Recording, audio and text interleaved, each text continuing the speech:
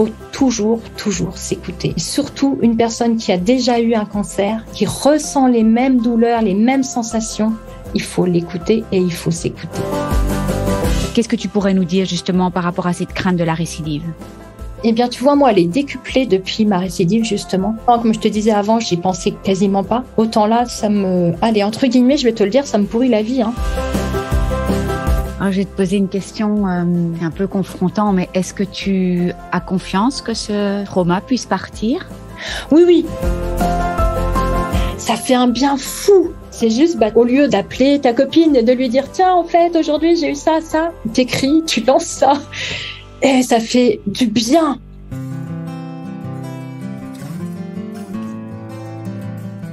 Nous naissons princesses et nous devenons guerrières. Fermez les yeux. Ça vous parle ?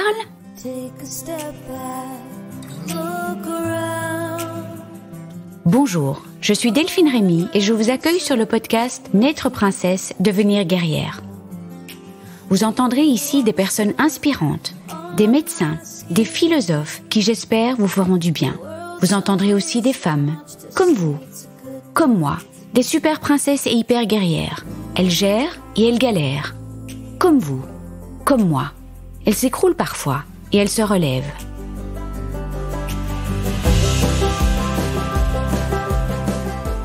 Quel échange doux, chaleureux, vrai, authentique. Merci Elisabeth, autrement appelée la grenouille, de nous permettre de rentrer dans ta vie de manière aussi intime. Merci de nous partager si généreusement ta fragilité, ta vulnérabilité et ta force aussi. Merci vraiment pour ce partage cœur à cœur pour toucher les cœurs. Pour la petite histoire, j'ai rencontré Elisabeth dans mon groupe de soutien. Elisabeth, elle n'écrit pas des posts tout simplement. Chaque fois qu'elle veut partager quelque chose, elle écrit un poème avec des rimes en plus. Si bien que je me suis dit que quand j'allais la rencontrer, elle parlait peut-être en rime. J'ai été complètement sous le charme de son écriture. Elle façonne ses magnifiques poèmes avec son cœur et ses tripes. Elle les écrit quand les émotions débordent. Et je peux vous dire que c'est un réel cadeau. On rit, on verse une larme, on rit de nouveau et on est touché en plein cœur. L'histoire de notre grenouille est un peu longue et je résume vite. En 2007, elle est frappée par un léomyosarcome, je bute chaque fois sur ce mot, ou sarcome des tissus mous, un cancer rare et difficile à détecter. Elle avait 42 ans, 4 enfants, dont la dernière avait 6 ans. Vraiment dur. Mais elle nous dit que le rôle de maman prend toujours le dessus et ses enfants l'ont portée. Nous parlerons de la place de la famille dans ce combat. Elle parle avec beaucoup d'émotion et c'est une maman extraordinaire qui a toujours veillé à ce que ses enfants soient le plus protégés possible. Ça me touche à un point. En 2020, récidive. Le cauchemar de la récidive. Repartie pour des traitements lourds et violents. Ça faisait 10 mois qu'elle avait une intuition que quelque chose n'allait pas. Elle ressentait les mêmes douleurs, tout la même chose. Mais elle n'a pas été écoutée. Et elle nous lance un sacré message. Quand on a déjà eu un cancer et que les sensations, les douleurs, tout ressemble à ce qu'il s'est passé, il faut vraiment écouter son intuition. Elisabeth ne vivait pas du tout dans la peur de la récidive. En revanche, cette récidive l'a plongée dans une trouille qui lui pourrit la vie et qui a surgi à la fin de ses traitements. C'est courageux de nous partager avec autant d'authenticité cette peur dévorante que beaucoup de femmes connaissent et qui est incompréhensible pour quelqu'un qui n'a pas vécu le trauma de l'annonce de la maladie et le double trauma de l'annonce de la récidive. Comment gérer cette peur ? Comment ne plus associer peur et doute ? Peur et cancer, douleur et cancer, parce qu'elle a encore des douleurs. Est-ce que des examens de contrôle négatifs aident à faire diminuer cette peur ? Est-ce que les années aident à faire diminuer cette peur ? Ah, ce cerveau limbique dont Fabienne nous parle dans l'épisode 28. Ah, ce cerveau qui nous joue des tours et fait des milliards d'associations à la seconde. Il est capable du pire, mais il est aussi capable du meilleur. Et Elisabeth ne nie pas que les choses peuvent changer. Elle a juste besoin de temps. Elle a besoin de déposer tout cela, sous forme de poème encore. Ça l'aide à évacuer des choses trop lourdes. Alors elle balance. C'est vraiment ça. Elle balance sur écran, ce trop plein d'émotions difficiles à gérer. Et elle encourage toutes les femmes à essayer l'écriture comme moyen de libération. Bon, vous savez ce que j'en pense, ça a été pour moi une de mes thérapies. Elle écrit depuis toujours, mais c'est la première fois qu'elle partage ses écrits. Et elle a trouvé magique le fait d'avoir autant de retours. Il y a donc un échange, une énergie qui circule, des relations qui s'installent et plein de résonances. Elisabeth nous parlera encore de l'importance de faire partie d'un groupe de soutien. En 2007, ça n'existait pas et elle s'est sentie vachement seule. En 2020, Elle s'est sentie soutenue par toutes les sœurs de combat. Nous sommes actuellement presque 2000 dans ce groupe nommé Cancer Je Gère. Nous avons des cancers différents, mais nous sommes toutes unies comme jamais par la maladie. Quelle sororité, quelle entraide féminine extraordinaire. C'est un réel cadeau. Et Elisabeth est un réel cadeau dans cette communauté. Nous parlerons de l'acceptation du corps et des cicatrices. C'est dur pour Elisabeth et elle se met à nu pour nous en parler. Et puis elle partagera son grand rêve. J'ai une admiration débordante pour elle qui a mené son combat très seule jusqu'à l'adhésion au groupe de soutien. Quand je vois qu'elle a posté un poème dans le groupe, mon cœur s'illumine. Merci Elisabeth, dite la grenouille.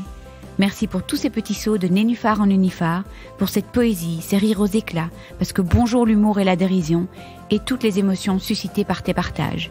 Bienvenue à tous dans notre conversation cœur à cœur et bonne écoute. Bonjour Elisabeth. Bonjour Delphine.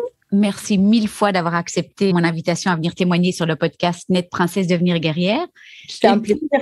Oh, écoute, je t'ai repéré, j'ai repéré toutes tes petites grenouilles et je me suis dit, c'est là, il faut qu'elles viennent rebondir dans le podcast. Et ton écriture et ta plume. Alors, en fait, ton histoire de cancer est assez longue puisqu'elle a commencé en 2007, il y a 14 ans. Et puis, il y a une récidive en 2020. Alors, l'histoire est longue, si je peux m'exprimer ainsi. Je ne sais pas si je peux dire l'histoire du cancer est longue, mais je trouve que c'est important que tu passe en revue ce parcours médical pour qu'on comprenne à quel point tu as rebondi, tu t'es relevé à chaque fois. Alors, c'est toujours un petit peu le challenge du podcast parce qu'on a envie de rester des heures et on est déjà resté 2 heures ensemble la semaine dernière.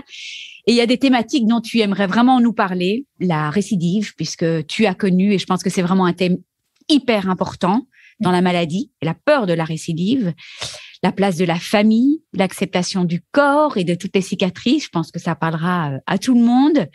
Les disciplines qui t'ont aidé pendant, après la maladie et un rêve que tu as et que tu aimerais partager avec nous. Donc voilà, tu commences où tu veux, tu termines où tu veux et puis fais-toi plaisir. Je vais commencer par quoi? Donc, par parler de la récidive, justement, de ce cancer de ce léomyosarcome, pardon. J'ai du mal à m'exprimer en plus, tu vois, c'est compliqué. Mais c'est compliqué comme mot, on va dire, hein. Et sarcome, écoute, je suis contente que tu expliques parce que c'est finalement des mots qu'on entend et on ne sait pas très bien ce que c'est. La preuve, je connaissais pas, en fait. Oui, j'entendais les tissus mous, ligaments ronds. Je me disais, mais qu'est-ce que c'est tout ça? En fait, le sarcome est un cancer dit rare qui touche essentiellement, effectivement, comme tu viens de le dire, les tissus mous comme les muscles et les organes tels que les poumons, l'utérus, etc. Tous ces organes de tissus mous, justement. Oui. C'est un cancer qui est un peu insidieux, compliqué à déceler et on a du mal à trouver le moment où on peut voir la tumeur, tu vois. Parce que ça ne se voit pas de la même manière que les autres. Ça ne se voit pas du tout de la même manière que les autres cancers. D'abord, il n'y a pas de marqueur dans les analyses sanguines du tout. Oui. Ça n'existe pas pour le sarcome. Et puis, quelquefois, on ne voit pas la tumeur. On la voit quand c'est déjà un petit peu avancé, tu vois. Est-ce que tu veux nous parler de la récidive en 2020 ou tu veux nous parler du début? Le premier cancer m'a un peu surpris donc en 2007. Je ne m'y attendais pas du tout. Tu avais quel âge en 2007? J'avais 42 ans. Donc, j'ai 4 enfants. Donc, ma petite puce avait juste 6 ans quand c'est arrivé. Donc, je me suis dit, c'est pas possible. Il faut que je reste là. Il faut que je sois là pour l'élever. Ouais, pour être la maman qu'elle a besoin. Enfin, je me voyais pas partir là maintenant, quoi. C'était trop tôt. Bien sûr. J'ai passé beaucoup d'étapes compliquées. Je me suis relevée. Les années ont passé. Et j'ai même fini par zapper ce cancer, en fait. Tu vois? Mais complètement, hein. Porté par tes enfants Porté par les enfants, par ma nouvelle vie, j'ai déménagé pour venir habiter dans les montagnes que j'adore, en Haute-Savoie. Tu nous dis juste dans quelle partie du corps c'était, en fait? Alors, le premier cancer dans l'utérus. Et puis, ça a gagné les annexes. Donc, il a fallu faire une hystérectomie totale. Donc, j'ai été opérée 2 fois pour ce cancer. Et voilà, je me suis relevée comme beaucoup de guerrières ici. Et donc voilà, rémission, on parle peut-être même de guérison après 10 ans. Alors, au début, pas. Toi, c'était rémission. Et puis, alors, en 2011, lors d'un contrôle, on avait une toute petite masse sur le moignon gauche du vagin. Du coup, retraitement, redoute à nouveau. Et puis, décider de changer de vie, de déménager, de repartir à zéro. Voilà, de repartir dans un autre lieu. Changer de ville, changer de métier. Changer de métier, exactement. Je suis arrivée ici, j'ai eu la chance d'avoir un poste qui m'a permis d'être à l'écoute des autres. Donc ici, tu dis en Haute-Savoie, hein, en Haute-Savoie, venant de Normandie. De Normandie, De Normandie. ok. Donc on a changé un petit peu de décor. Ouais. Complètement. Et tu nous expliques aussi, comme ça on connaît un peu le contexte. Donc tu es passé d'un poste de comptable, on va dire.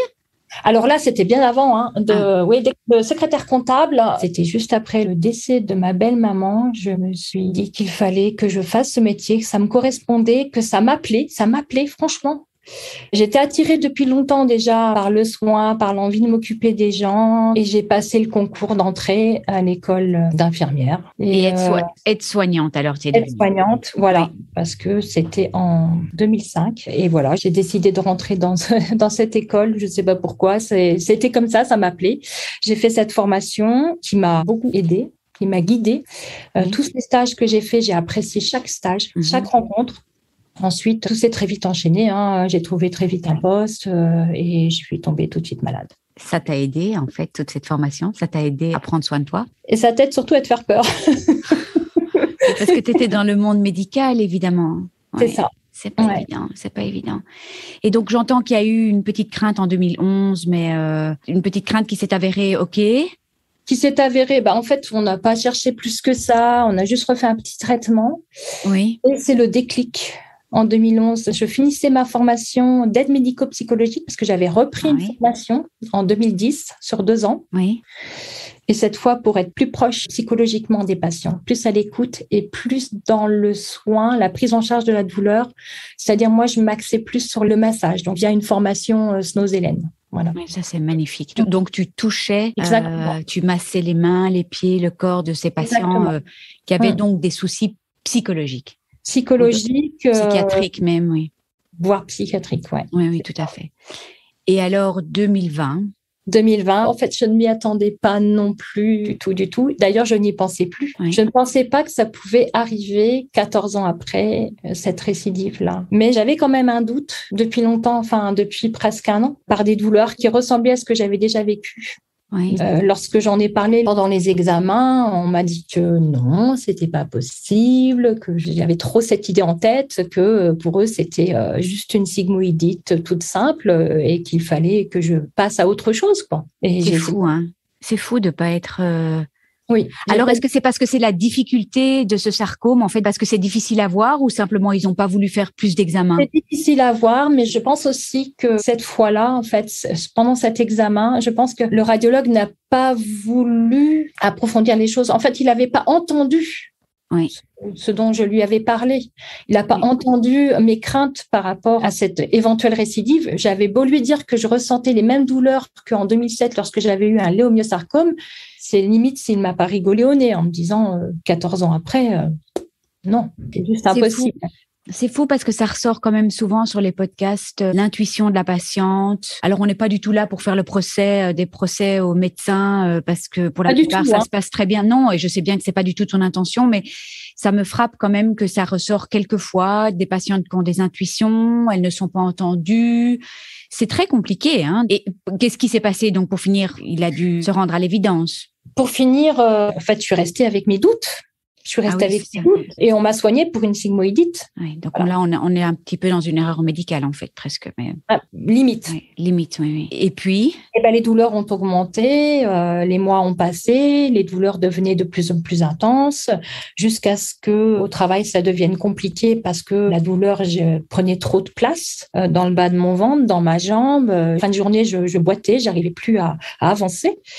Et tu en as parlé à un autre médecin ou non? Et j'en ai parlé justement au médecin avec qui je travaille, qui est un néphrologue pourtant, il n'a rien à voir, et qui m'a dit écoute, il faut quand même que tu vois ton médecin et qu'on fasse un examen un peu plus approfondi. Alors j'en avais déjà parlé avant, quand ils ont décelé la sigmoïdite, donc il était resté là-dessus.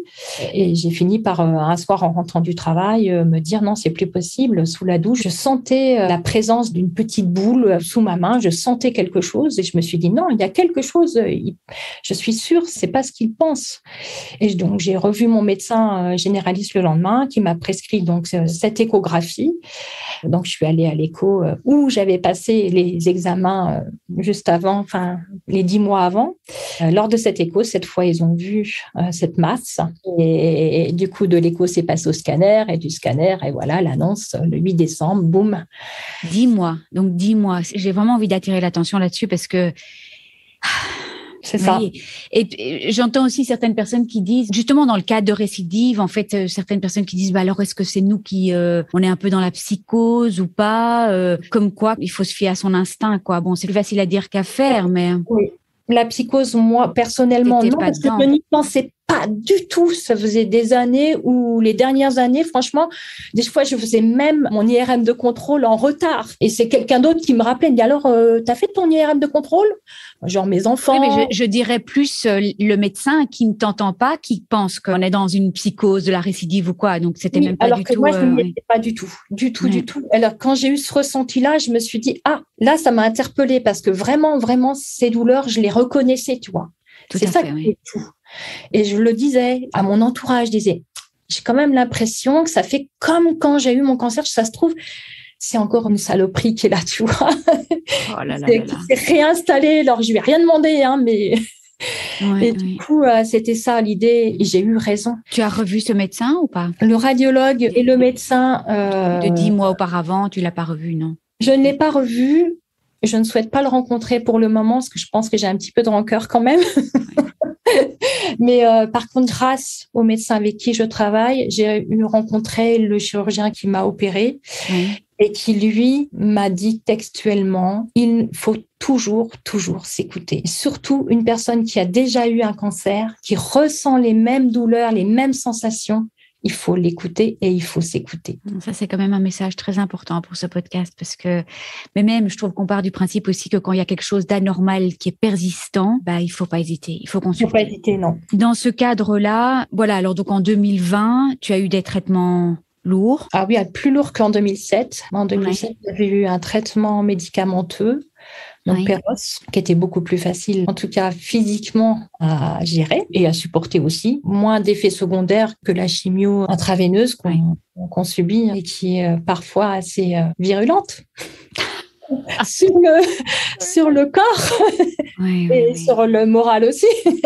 Tout à fait.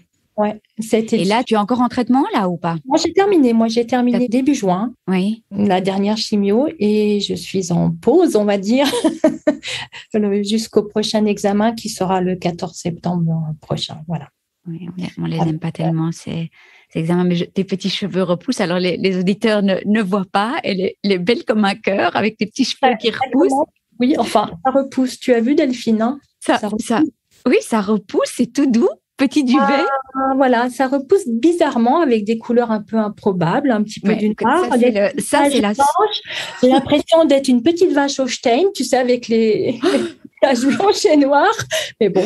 Ce sont les petites surprises de la chimio. Voilà, c'est ça.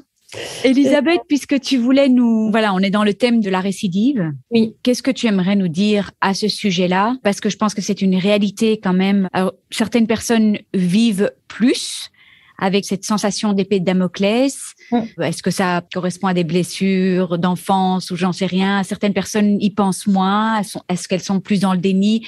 Je peux pas dire. On est tous tellement différents. Ce que je constate aussi, c'est que quand il y a eu une fois une récidive, c'est un peu compliqué de l'oublier. Alors, qu'est-ce que tu pourrais nous dire justement par rapport à cette crainte de la récidive? Eh bien, tu vois, moi, elle est décuplée depuis ma récidive, justement. Comme je te disais avant, j'y pensais quasiment pas. Autant là, allez, entre guillemets, je vais te le dire, ça me pourrit la vie. Hein. Ça me pourrit la vie parce que je pense que je suis moi-même trop à l'écoute des manifestations de mon corps. Hein, quand la douleur s'installe, quand, je sais pas, j'ai cette peur qui me tenaille, ça me treuille le bide. Hein, franchement, c'est affreux. Mais est-ce que c'est tous les jours que tu y penses? En ce moment, c'est quasiment tous les jours. Parce que la douleur est toujours là aussi, hein, donc elle est présente depuis quelque temps. Là, c'est vraiment difficile. Les journées sont compliquées. J'arrive pas trop à trouver d'antalgie qui puisse me soulager. Donc, elle correspond à quoi cette douleur en fait? La douleur, elle est située là où était ma tumeur en plus. Donc, ce qui fait que je pense que ça augmente la peur.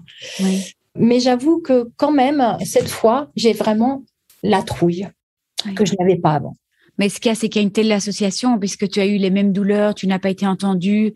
Là, maintenant, tu as les mêmes douleurs. Est-ce que tu as essayé des techniques pour que quelqu'un t'aide ou que tu t'aides toi-même? Oui. Alors, je fais intervenir une réflexologue plantaire, qui est devenue presque une amie aussi d'ailleurs, parce que elle a tellement été présente. Alors, Magali, c'est vraiment ma précieuse réflexologue parce que elle a été là à la fois pour prendre en charge mon corps, ma souffrance, mais aussi psychologiquement.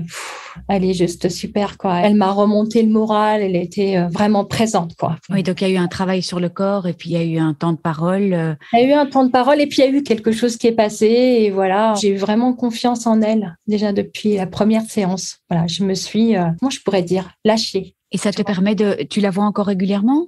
Alors là, elle était en vacances, moi aussi. Du coup, on s'est pas revus, mais je vais la joindre là cette semaine, je pense, pour qu'on essaie de se revoir rapidement. Ouais.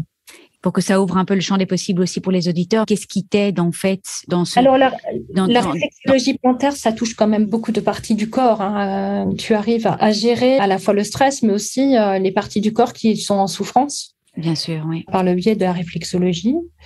Est-ce que ça t'a aidé dans le cadre de cette peur de la récidive? On n'a pas encore travaillé dessus parce que Magali ne sait même pas à quel point j'ai peur. Oui. La peur est arrivée après les soins. En fait, quand la chimio s'est terminée, que tout s'est terminé, je me suis dit, super, la grenouille, hop, en pleine forme, elle va s'éclater, elle va avoir la vie du bon côté, allez, c'est super, elle va passer un bel été et on va récupérer. Eh bien non, pas du tout, c'est pas du tout ce qui s'est passé. J'ai eu la surprise de me voir complètement bouffée par la peur. Bouffée par la peur, c'est ça. Et est-ce que tu penses aussi que c'est, alors je dis peut-être en l'air, mais en fait la fin des traitements, on est lâché dans la nature et on se dit mais oui, on n'a plus rien qui coule dans nos veines là pour tuer ce cancer. Est-ce que tu penses que cette espèce de vide où tu n'as plus cette chimio, je pose des questions en l'air parce que je me dis voilà, tu dois certainement pas être la seule à vivre cette peur de la récidive. J'entends aussi parfois que certaines femmes, le jour où elles arrêtent l'hormono après 10 ans, elles ont peur. Parce que tout à coup, elles ont l'impression qu'elles sont plus protégées. Donc, est-ce que tu penses qu'il y a de ça aussi? Je ne pense pas. Non, parce que je sais que le traitement est encore en nous, que j'ai eu en plus quelques examens, le scanner était bon. Je ne pense pas. Je pense que c'est plus l'aspect psychologique, en fait. Moi, je trouve que c'est presque plus de l'ordre du trauma, en fait. C'est ça. Et est-ce que tu as pas essayé d'autres méthodes de travail sur le corps, genre EMDR et des choses comme ça? Le Reiki, j'ai essayé. Oui, le Reiki, bien sûr. Ouais. Moi, je suis une grande, une grande folle du Reiki, grande fan du Reiki, donc. Mais alors, j'avais vu une psychologue pendant mes traitements au Centre Léon-Bérard qui m'a apporté évidemment pendant les soins, pendant les traitements, de l'aide, bien sûr, parce que je lâchais des choses que j'avais envie de déposer. C'est ça, je dépose, moi en tout cas, ce qui est trop lourd pour moi à porter. Et j'en ai pas senti le besoin pourtant là. Tu vois, autant dire, une fois que je suis sortie du centre en me disant, bon, c'était le dernier jour de la chimio, c'était le dernier traitement, j'ai pas senti vraiment ce besoin de déposer à nouveau, tu vois. Ouais. C'est bizarre, hein. Mais pourtant, au quotidien, eh bien, cette peur, elle s'est installée, elle a pris toute la place et elle est là et j'arrive pas à m'en débarrasser. J'aimerais bien la déposer, elle, par contre, tu vois. Mais oui. Et est-ce que tu as eu des sessions de Reiki depuis? Oui. Alors, j'ai eu l'occasion de faire 2 heures au mois de juillet, offert par mes enfants, d'ailleurs, que je remercie énormément, qui m'a beaucoup aidée, vraiment. Oui. Mais elle l'a senti, cette peur. Hein. Elle l'a senti et elle m'a dit que ça m'habitait. Et je le sais.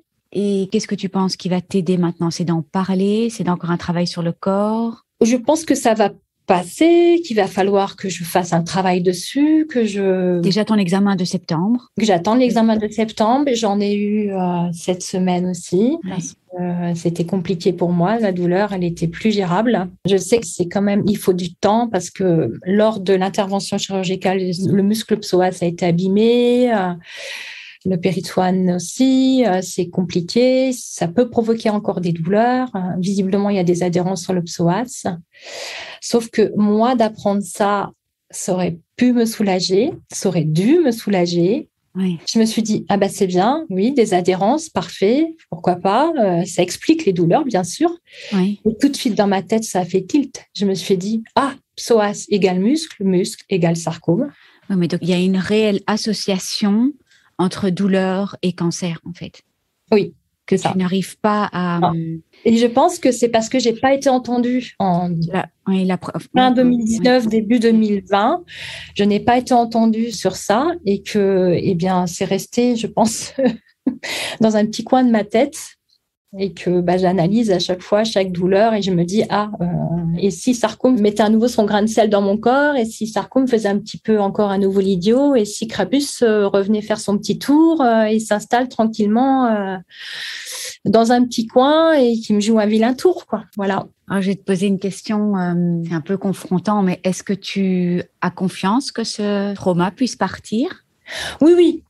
Oui, quand même. Voilà, donc tu en parles, mais tu as confiance que ça puisse disparaître. Je pense qu'avec le temps et du travail sur moi, il faut aussi que j'apprenne à refaire confiance aussi au corps médical et aux radiologues. C'est ça aussi, j'ai eu tellement de doutes. C'est tellement légitime parce qu'il y a une telle... Alors, je fais un petit coq à l'âne, enfin, pas vraiment un coq à l'âne, mais je me permets de te poser cette question-là parce que, on n'est pas là pour parler de moi, mais je trouve que c'est intéressant pour ton exemple. C'est que j'avais une telle angoisse d'anticipation de l'hôpital. J'étais malade comme un chien. Chaque fois que je m'y rendais, j'étais certaine que ça n'allait plus jamais me quitter. Et justement, pendant une session de Reiki, une question qui a été très confrontante, c'était: Delphine, est-ce que vous pouvez imaginer que les choses peuvent changer? Et en fait, j'avais pas du tout imaginé que les choses pouvaient changer. Pour moi, c'était à vie. Et comme d'autres traumas dans mon enfance. Et en fait, oui, ça a pu changer. Et on a tellement du mal quand on est dedans d'imaginer qu'il puisse avoir un autre regard sur la situation. Et je comprends tellement que ces douleurs soient associées, le fait de pas avoir été entendu. Mais ça me fait plaisir d'entendre aussi que tu peux imaginer que ça puisse être autrement. Ça peut, oui, certainement. Il faut juste que je me débarrasse de ce couple redoutable qui est la peur et le doute. Oui, et le couple douleur plus cancer, en fait.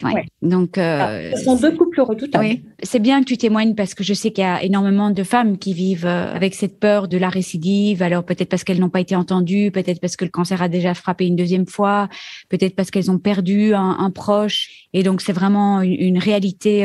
Merci, en tout cas, de nous faire rentrer comme ça dans ton intimité. Je sais que tu voulais aussi parler de la place de la famille. Pas évident, hein?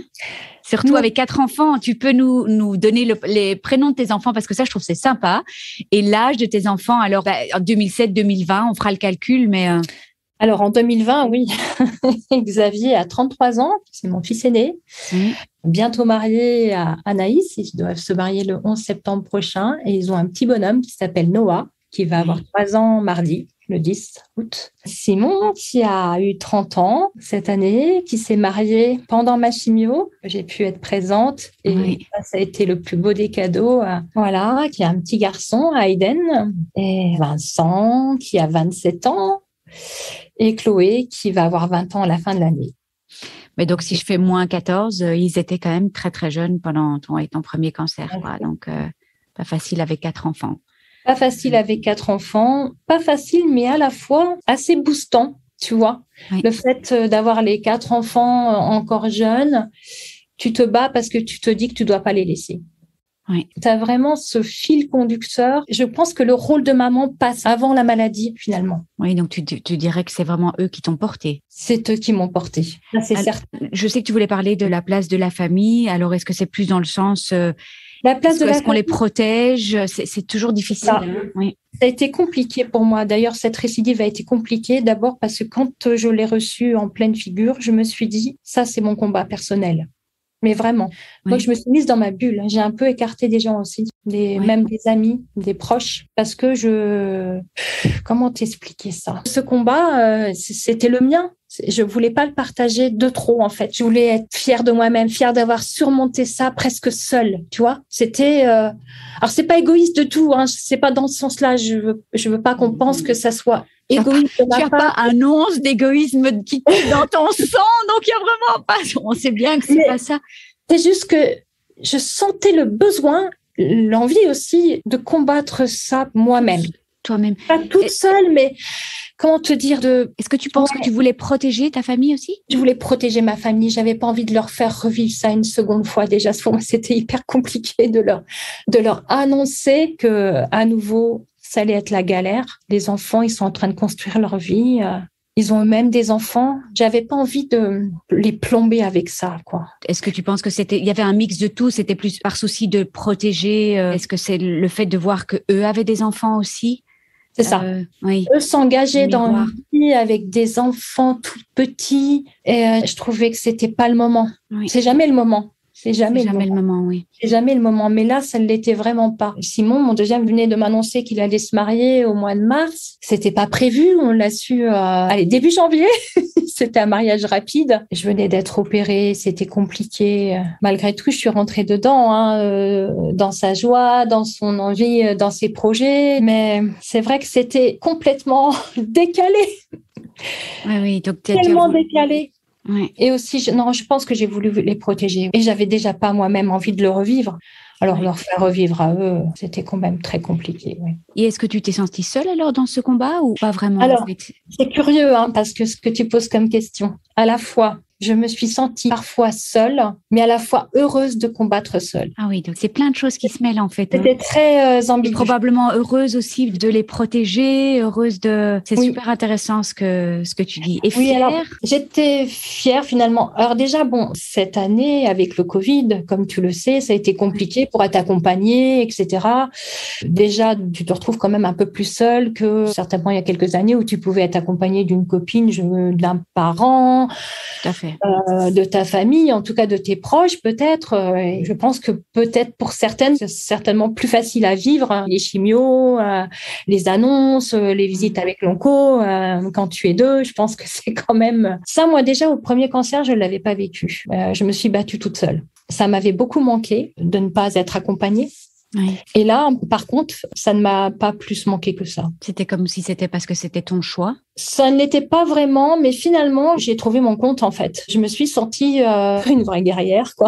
Une vraie guerrière solitaire. Une grenouille qui, au début, a pataugé, mais qui, finalement, a réussi à sauter de nénuphar en nénuphar. Et... Alors, est-ce que je peux faire un petit saut de grenouille, justement? Est-ce que l'écriture a été peut-être ce qui t'a le plus aidé? Alors, à la fois, c'était libérateur pour moi, parce que j'écrivais vraiment dans le vif. Quand je ressentais les choses, j'ai beaucoup plus de facilité à écrire qu'à parler. Je trouve pas tellement, mais c'est vrai que, je trouve que ton écriture est extraordinaire et on sent que c'est sorti comme un jet de ton cœur, quoi. On est en plein dans les émotions, on rit, on verse une larme, c'est extraordinaire. Et sur mon site, je partagerai évidemment plein de poèmes qui, en plus, parce que je les ai encore lus à mon mari il y a 2 jours, il m'a dit, mais en plus, tout rime. Donc, en plus, il y a des rimes. C'est ça c'est extraordinaire. C'est ma façon d'écrire. D'aussi longtemps que je me souvienne, j'ai toujours écrit. Pas forcément des poèmes, mais j'ai toujours eu un petit journal et des petites choses à écrire. J'aime l'écriture et surtout, c'est ce qui me permet de me libérer. Tu vois, c'est dans l'écriture que je dépose aussi, moi, pas mal mes soucis, mes angoisses, mon stress du quotidien. Oui, souvent, j'écris. Est-ce que c'est la première fois que tu partages tes écrits, en fait? C'est la première fois que je partage mes écrits, ça, je ne le cache pas, c'est vrai. Et c'est un réel cadeau pour nous toutes dans le groupe de soutien. C'est gentil. Mais... Qu'est-ce que tu pourrais dire justement aux femmes qui rêvent d'écrire et qui n'écrivent pas? Parce qu'elles se lâchent, qu'elles y aillent, ça fait un bien fou. C'est juste, au lieu d'appeler ta copine et de lui dire, tiens, en fait, aujourd'hui, j'ai eu ça, t'écris, tu lances ça.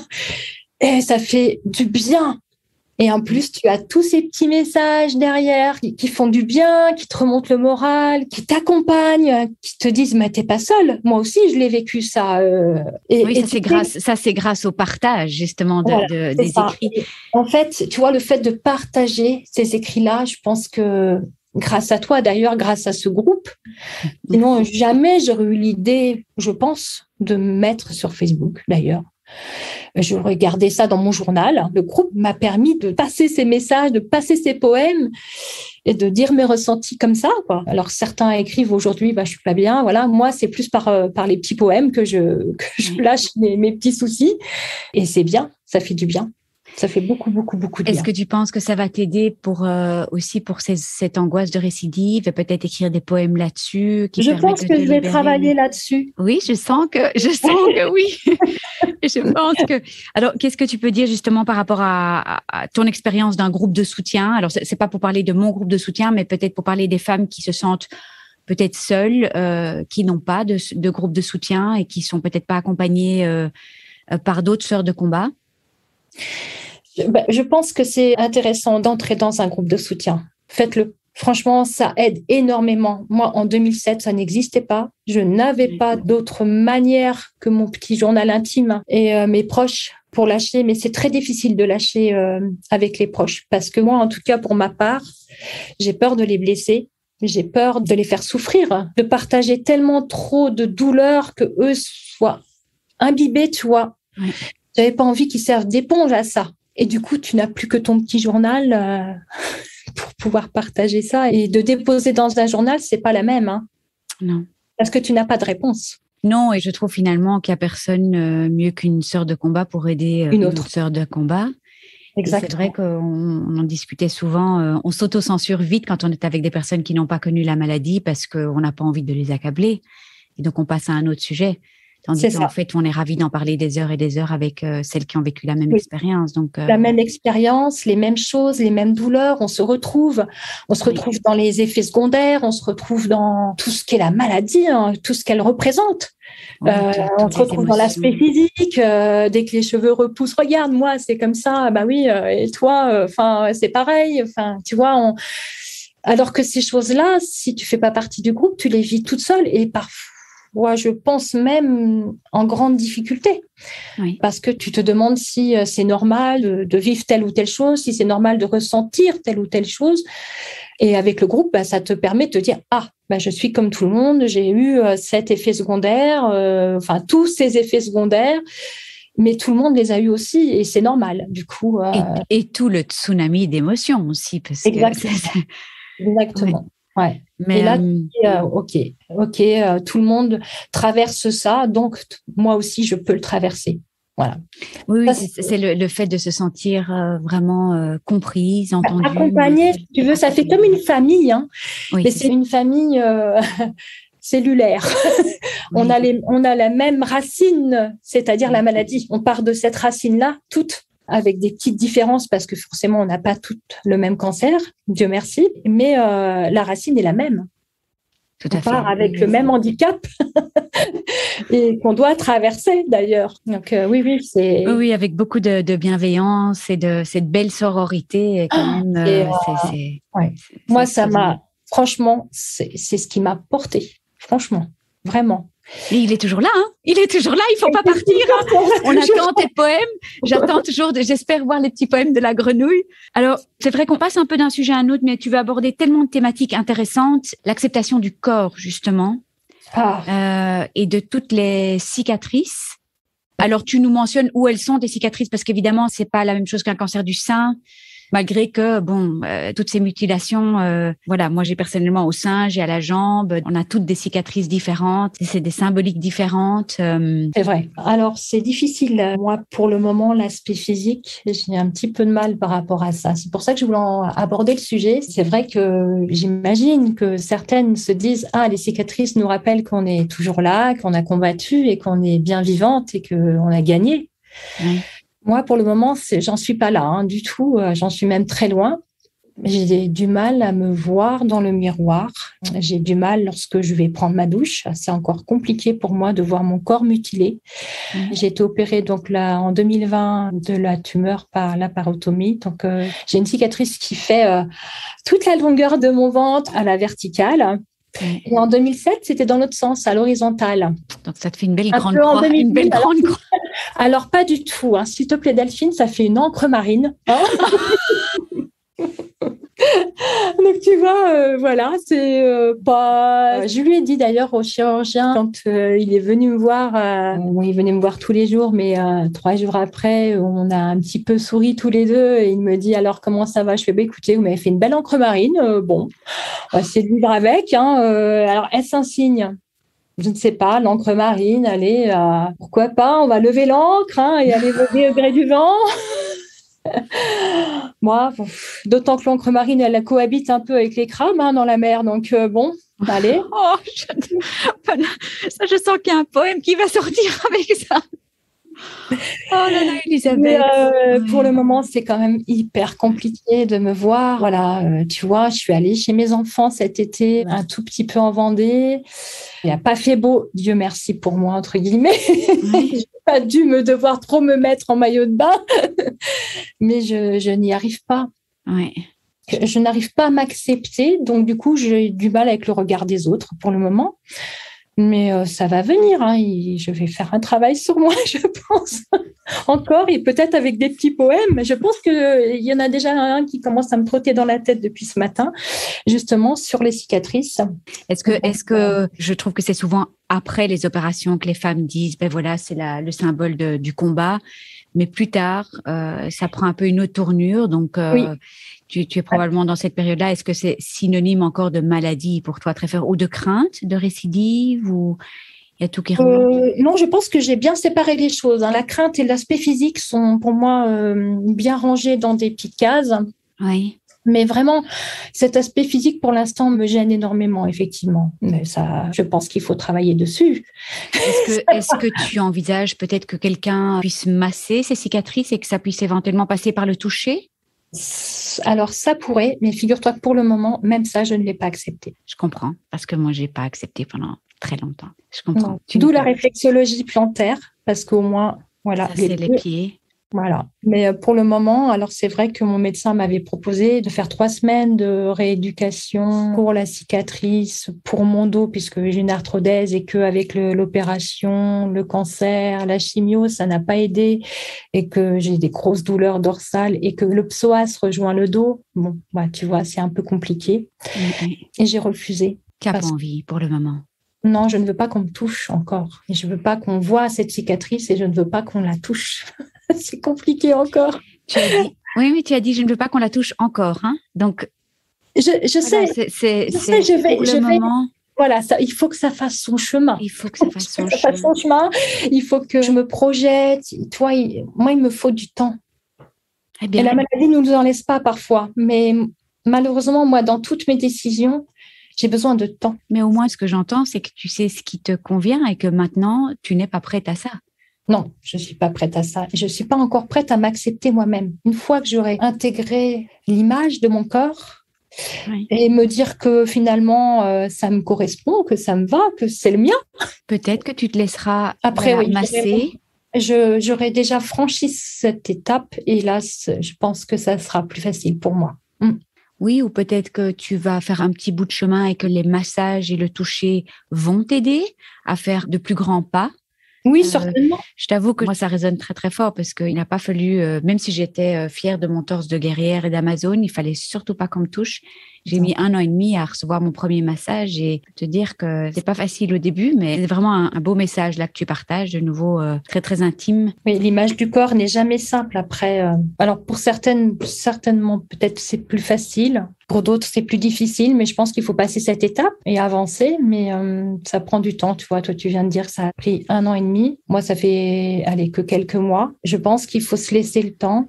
Mais un jour à la fois, oui, tu sors à peine de tes traitements aussi. Hein, donc, tout ça est encore tellement... Et le regard, on a beau se dire qu'on est nous-mêmes, qu'on s'en fiche du regard des autres.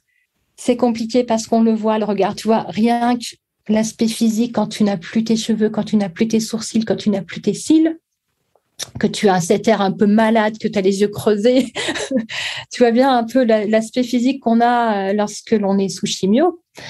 Eh bien, malgré tout, ce ne sont pas des regards médisants, méchants, mais le regard des gens qui te croisent dans la rue, dans un magasin, ils se posent sur toi d'un air de pitié. Et ça, c'est difficile pour moi, tu vois. C'est compliqué. C'est difficile pour toi. Oui.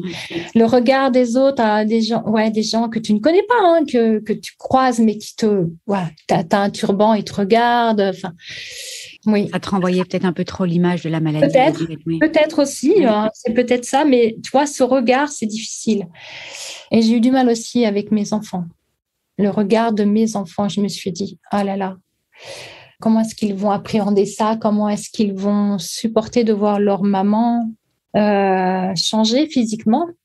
La perte des cheveux, pour tout te dire, ça a été hyper compliqué. Mon fils s'est marié le 24 mars. J'avais peur de ne plus avoir mes cheveux à ce moment-là. J'avais calculé 17 jours. Je m'étais dit, ça tombe en plein dans le mariage de Simon. Je n'aurai plus mes cheveux. Oh, comment je vais faire? C'est pas possible. Je peux pas me présenter comme ça. Je peux pas accompagner mon fils à la mairie sans cheveux. C'est pas possible. Et j'avais donc Xavier qui habite en Vendée, qui est arrivé en Haute-Savoie, qui était à côté de moi, qui me dit, mais maman, ça va aller, t'inquiète, je suis là, si tu veux, on coupera, on mettra un turban, on mettra un chapeau, on se débrouillera, enfin, tu seras toute belle et tout. Oh, mignon. J'avais fait couper mes cheveux très courts. Oui. Et le matin du mariage, je dis à Xavier, regarde, je suis en train de les perdre. Ça partait un petit peu, tu sais, ça commençait à tomber. Il me dit, mais maman, je vais te surveiller toute la journée comme le lait sur le feu. Et dès que je vais voir que si tu as des grosses mèches qui tombent, tout de suite, je te fais un signe, on se le dit et hop, tu m'évites ton turban et voilà, quoi. Écoute, la journée du mariage s'est passée superbement bien. Il a fait très beau. Il y avait beaucoup de joie dans ce mariage. Oui. Et j'ai gardé mes cheveux. Magnifique comme histoire. Et le lendemain matin, quand je me suis levée, tout est tombé. Pas grosse poignée. Et Xavier était là. Émouvant. Ouais. Et du coup, ça a tenu, hein. Et donc, mon fils aîné était là, Xavier, et il m'a dit, écoute, maman, est-ce que tu veux que ça soit moi qui te tonde les cheveux? Et je lui ai dit non, je ne veux pas. Parce que j'aurais cette impression que tu es en train de tondre ta mère. Tu te rends compte? Non. Je ne veux pas avoir cette image. Ouais. D'où, tu vois, l'aspect physique. Pour moi, c'est difficile, oui. Et c'est peut-être plus difficile pour toi que pour eux, en fait. Je pense que oui. Je pense qu'ils ont plus accepté, en plus. Ils ont mieux accueilli la nouvelle grenouille que je suis, leur nouvelle maman, que moi. Est-ce qu'ils voient tes textes que tu écris? Tu partages avec eux? Ah, tu partages avec eux, ça c'est fantastique. Oui. Et ils adorent, évidemment. Ils les voient, ils les commentent souvent, sur Facebook aussi. Le premier jet, souvent, alors nous, on a un petit groupe qui s'appelle Histoire de famille. On partage beaucoup de choses, des photos, des vidéos de notre quotidien, de nos journées, puisqu'on est tous un peu éloignés les uns des autres. Moi, je suis à quasiment 950 km de 3 de mes enfants. Donc, c'est l'unique occasion de pouvoir se voir, de partager. C'est ça, on passe par ça. Et du coup, je balance mes textes sur ce groupe Histoire de famille et voilà. Et donc, ils sont les premiers à les lire. Hein. Oh, c'est magnifique. Ils sont les premiers à les lire. Ils sont très fiers de leur mère. Écoute, moi, en tout cas, je suis très, très fière de mes enfants et j'ai adoré la façon dont ils m'ont accompagnée, malgré la distance kilométrique. Ils ont toujours été très, très proches de moi. De toute façon, comme toutes les mamans, c'est viscéral, hein, je pense aussi. On est là. Mais ta fille, qui est dans la même ville que toi? Tu as... Personne. Et le plus proche? Eh bien, cette fois-ci, c'est Chloé. Alors, avant, il y avait donc Simon. Quand il s'est marié, il habitait encore en Haute-Savoie, à Évian, pas très loin, à 1 heure de chez moi. Mais il est reparti en Basse-Normandie, là où on habitait avant. Oui, tout à fait. Il est avec sa femme et son petit bonhomme. Du coup, non, j'ai plus personne. Voilà, c'est Chloé la plus proche, à 3 heures de chez moi, du côté de Saint-Étienne. C'est pas tout près, hein. Non. Voilà, ils sont un peu loin, mes enfants, mais ils ont toujours été très présents. Et ça, je les en remercie du fond du cœur. Ça a été vraiment un accompagnement au-delà de tout ce que j'aurais pu espérer. D'abord, rentrée de mes chimios, souvent j'avais un petit colis qui m'attendait, un bouquet de fleurs, toujours une petite intention pour tout. Magnifique. Donc, on a partagé. C'est magnifique et il y a des réactions parfois très différentes de la part des enfants. Il y en a qui témoignent sur le groupe de soutien, puis des enfants qui sont plus distants, mais c'est leur manière de se protéger, des enfants ou des conjoints beaucoup plus distants. Et c'est vrai que chacun a un peu sa manière de réagir. Bon, c'est pas toujours évident pour la personne malade quand un enfant ou un conjoint ou des amis sont un peu distants, mais parfois c'est important pour eux. Puis c'est pas toujours évident d'être accompagnant. C'est pas facile. C'est pas facile de laisser. Même nous-mêmes, est-ce qu'on leur laisse suffisamment la place à notre famille? C'est ça, tu vois. Moi, je me suis dit, est-ce que je leur ai suffisamment laissé de place, puisque je voulais presque être autonome, entre guillemets. Et finalement, je leur ai laissé un peu de place. Et j'espère que, comment on peut dire, qu'ils n'ont pas été frustrés. tu vois, qu'ils n'ont pas senti cette frustration d'être proches de moi parce qu'en fait, ils ont été là où il fallait qu'ils soient, en fait. Oui. Ni plus ni moins. Tout ce qu'ils m'ont apporté, c'était juste ce qu'il fallait. C'est magnifique. Bon, Elisabeth, pour terminer ce podcast, je sais que tu voulais absolument nous partager un grand rêve que tu as commencé à me partager la semaine dernière. Mais je pense que c'est la première fois que tu le partagerais à plusieurs personnes en même temps. Qu'est-ce qui est en train de se préparer dans ta petite tête, que tu es en train de mijoter déjà depuis peut-être quelques mois? Alors, pas depuis quelques mois, ça m'a pris il n'y a pas très longtemps. Je me suis dit, allez, nous toutes ces guerrières qui nous rencontrons régulièrement sur notre groupe Cancer Je Gère, pourquoi ne pas organiser une rencontre qui serait un peu particulière, qui serait un projet de partager ensemble une belle aventure, hein, franchement, une aventure post-cancer, qui serait une randonnée sur un chemin qui est porteur de messages, qui est le chemin Stevenson, qui est dans les Cévennes, pour celles qui ne savent pas. Je pense que c'est un projet qui a du sens parce que c'est porteur d'espoir, en fait. Est-ce que c'est une randonnée que tu as déjà faite? Alors, je ne l'ai jamais faite. Elle m'a toujours tenté, cette randonnée. Elle est longue, mais je me dis que c'est peut-être long quand même, c'est 10 jours de marche. Je pense qu'il faudrait réduire le temps, mais ça serait tellement beau de se retrouver à plusieurs guerrières et faire, par exemple, 3 ou 4 étapes sur 3-4 jours, par exemple. Organiser ça pour prouver à toutes, aux malades et non malades, à quel point c'est important pour nous d'être là-bas, à marcher, d'être en marche. En marche, oui, c'est ça, en marche. D'être en marche, d'avoir passé toutes ces étapes et de dire, regardez, on est là, on est vivante, on marche, on respire, on vit. Ouais. Tu vois, c'est ce genre de message que je souhaiterais faire passer.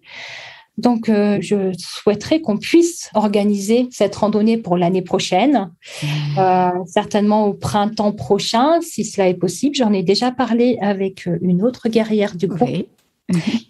Qui est Edwige. Qui est très partante. Qui est absolument partante. Oui. Donc, j'en avais aussi parlé avec toi et tu semblais aussi bien partante. Donc, c'est un projet, je pense, qui est viable parce que Edwige a beaucoup de connaissances et je pense qu'elle va beaucoup m'aider dans ça. Je pense qu'on va le faire, on va travailler là-dessus toutes les trois, j'espère. Voilà, écoute, c'est quelque chose qui me tient à cœur. Parce que je pense que ça sera un chemin de reconstruction, pas seulement pour moi, mais pour l'ensemble des guerrières, même celles qui pourront pas participer. Je pense qu'à travers les vidéos qu'on laissera passer, à travers nos messages, à travers nos petits textes peut-être, à travers nos témoignages, elles pourront elles aussi participer. C'est magnifique.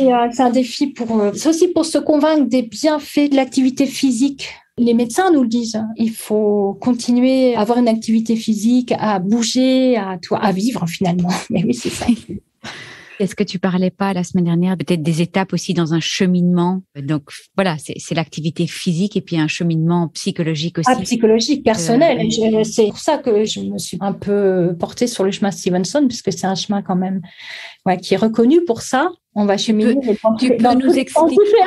Oui, dans tous les termes, tu peux nous expliquer ce que tu sais déjà sur le chemin Stevenson, en fait? Stevenson, c'est un Américain, je crois qu'il est en 1880, qui a fait ce chemin psychologique, qui l'a aidé psychologiquement pour un amour perdu, il me semble.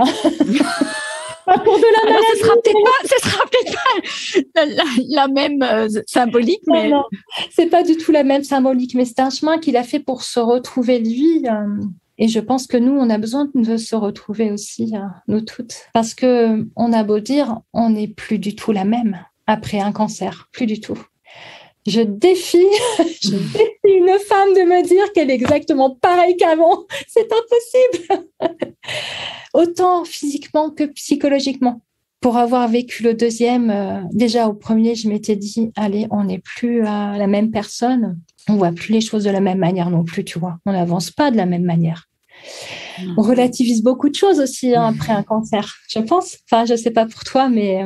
Il y avait une citation justement qui disait si certaines personnes ont du mal à guérir, c'est peut-être parce qu'elles essayent d'être la personne qu'elles étaient avant, mais en fait, il y a une nouvelle personne qui doit renaître. C'est exactement ça. J'étais tombée sur cette citation que je trouvais absolument magnifique. Mais écoute, merci mille fois, Elisabeth, de partager ce beau projet. Alors, on va faire une petite réunion toutes les trois, voir un petit peu comment ça peut se concrétiser. Bon, c'était déjà une belle manière de conclure le podcast, mais Est-ce que tu voudrais encore partager quelque chose ?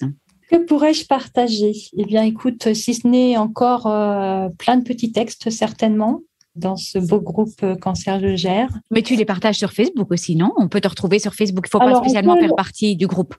On peut me retrouver sur Facebook, exactement. Et souvent mes amis, c'est pour mes amis, ma famille qui est loin aussi.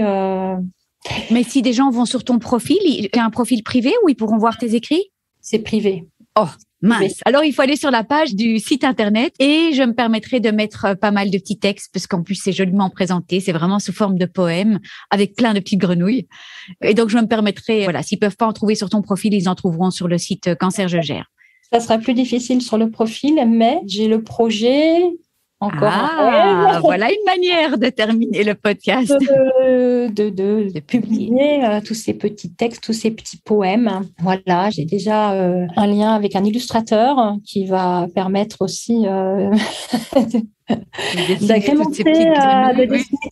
d'agrémenter joliment les textes, peut-être de le publier. Ça serait fantastique. Et si possible, il faudrait que je travaille ça, mais l'idée, ça serait de pouvoir les déposer dans des centres, dans des associations, comme la Ligue, comme des centres de soins, et ça serait super de pouvoir en distribuer quelques-uns. Écoute, si ça pouvait remonter le moral et faire sourire certaines personnes, pourquoi pas, et puis leur montrer à quel point ce qu'ils vivent, tout le monde le traverse et qu'ils ne sont pas isolés. L'idée, c'était de partager tous ces textes, qui ne restent pas...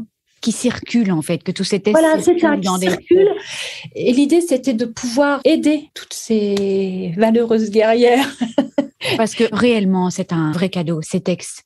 Ceux qui les lisent, ils ont vraiment un petit surcroît de vie. Ça m'est venu parce que dans les premiers textes, j'avais des gens qui m'écrivaient, qui me disaient « Oh là là, mais j'attendais votre texte avant de partir à mes rayons. » Et ça m'a fait énormément de bien, ça m'aide.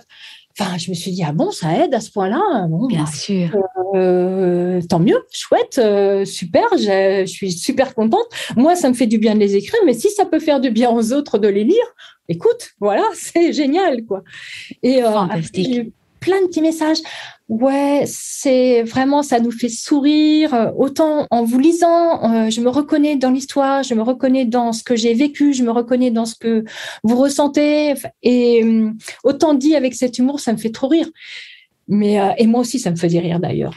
Mais bien sûr, mais c'est ça qui est formidable aussi. Je veux dire, c'est toutes ces émotions et puis tout cet humour, cette dérision aussi, cette capacité de prendre un petit peu de hauteur par rapport à ce qui t'arrive.